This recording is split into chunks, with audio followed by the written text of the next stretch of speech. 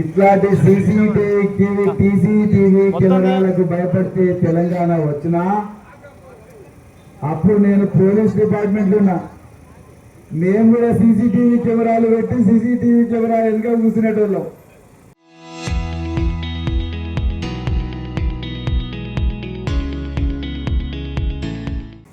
ఉద్యమకారులు ఆ సీసీటీవీ కెమెరాలను పట్టుకొని పలుకొట్టేటోళ్ళు. మేము మళ్ళా పోయి రాత్రిపూట పెట్టేటోళ్ళం. వాళ్ళు ఎక్కడో దగ్గర మళ్ళీ సీసీటీవీ కెమెరాలు చూసి మళ్ళీ పట్టుకొచ్చేటోళ్ళు. మళ్ళీ మా కళ్ళ ముందరనే వాటిని ధ్వంసం చేసి ప్రాణ త్యాగానికి కూడా సిద్ధమై పోరాడితేనే ఈ రోజు కేసీఆర్ గారి నాయకత్వంలో మనం తెలంగాణ సాధించుకున్నాం. జో డరేగా సంజో వో మరేగా. మిత్రులారా, ఈరోజు మరి ఎస్పీఎం ఎదురుగా గత 35 రోజుల నుండి దీక్ష కూర్చున్న మిత్రులు ఏకే సింగ్ గారు, జి శంకర్ గారు, టి శ్రీనివాస్ గారు, శైలం రాజమౌళి గారు, నల్లా శ్రీనివాస్ గారు, కె ప్రతాప్ గౌడ్ గారు, గోగర్ల శ్యామరావు గారు, కొత్తకొండ రాజేష్ గారు గట్టిగా ఒక్కసారి చప్పట్లు కొట్టండి.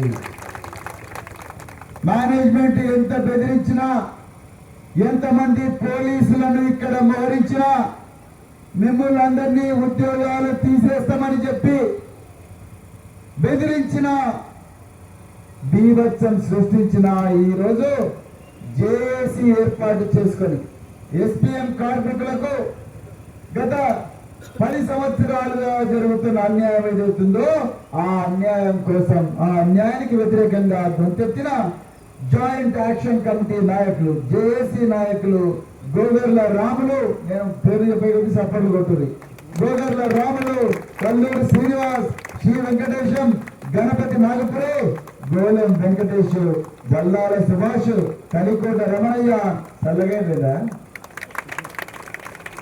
కలికోట రమణయ్య, డింగి రమేష్, అంబాల వేదులు, జిల్లా రాఘవయ్య, మరి ముంజం శ్రీనివాస్, కురుషణ రాజన్న, ఈర్ల సతీష్, రాజమల్లు, వీళ్ళందరూ కూడా దయచేసి గట్టిగా చప్పట్లు కొట్టండి.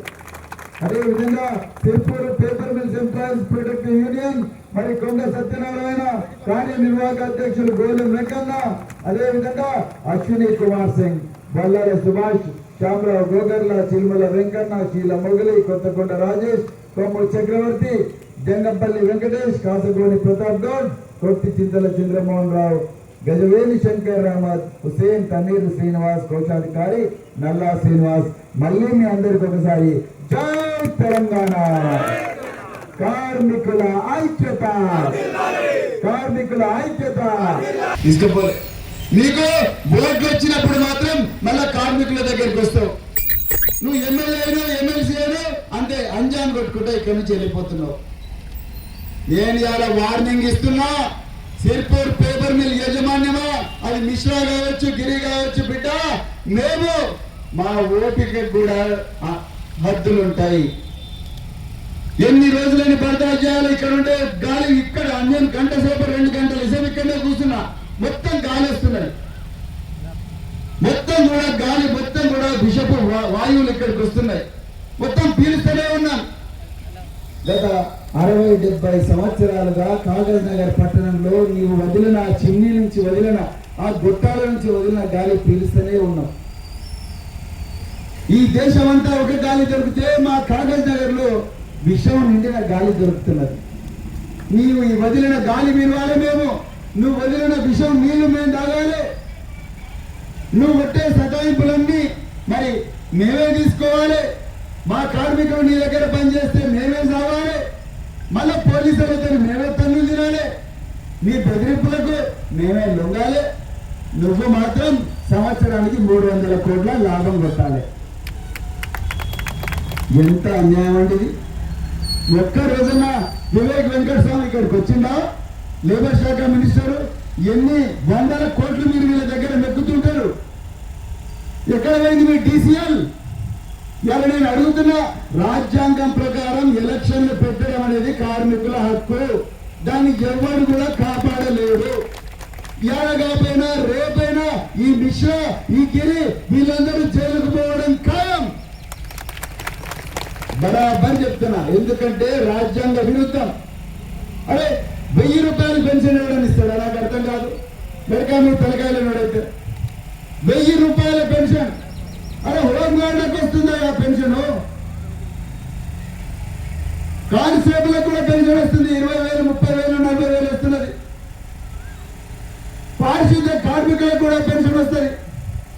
ఇలా ఎస్పీఎంలో విష వాయువులు తీసుకుంటూ, విషం నిండిన నీళ్లు తాగుకుంటూ, ఇక్కడ ప్రమాదాలలో ప్రాణాలు కోల్పోకుంటూ 1000 రూపాయల పెన్షన్, అది కూడా తెలంగాణ బిడ్డలకు. తెలంగాణ బిడ్డలకు క్యాంటీన్లో తిండి దొరకదు. తెలంగాణ బిడ్డలు ఇలా నోట్ బుక్కులు కావాలని అడుగుతున్నారు. పేపర్ మిల్లులో నోట్ బుక్కులు కావాలని అడుగుతున్నారు. ఆ పేపర్ మిల్లు తెలంగాణ బిడ్డలకు, ఇదే కంపెనీ కార్మికులకు ఫ్రీగా ఇవ్వాలి.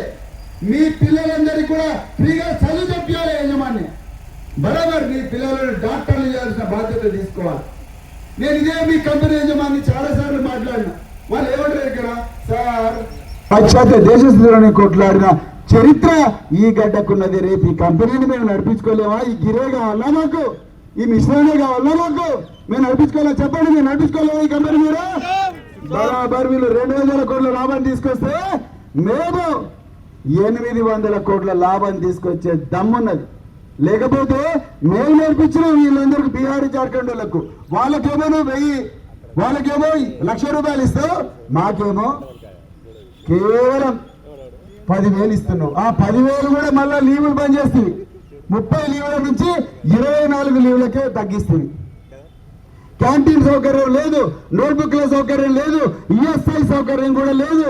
ఈఎస్ఐ తీసుకపోయి ఇక్కడ ఎమ్మెల్యే పాల్వాయి హరీష్ బాబు ఈఎస్ఐతో ప్రజా లైఫ్ హాస్పిటల్ కు లోపల నుంచి లోపాయికారి ఒప్పందం కుదుర్చుకున్నాడు.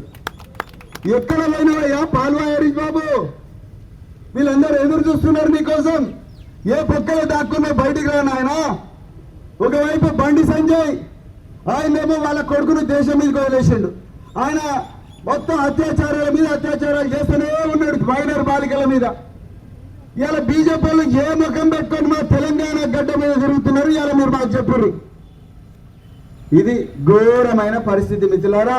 అందుకొరకు తప్పకుండా మీ అందరి గురించి పోరాడతాం. పక్క రాష్ట్రాల వాళ్ళకు క్వార్టర్లు ఇస్తున్నారు, మన వాళ్ళకు ఏమి ఇవ్వడం లేదు.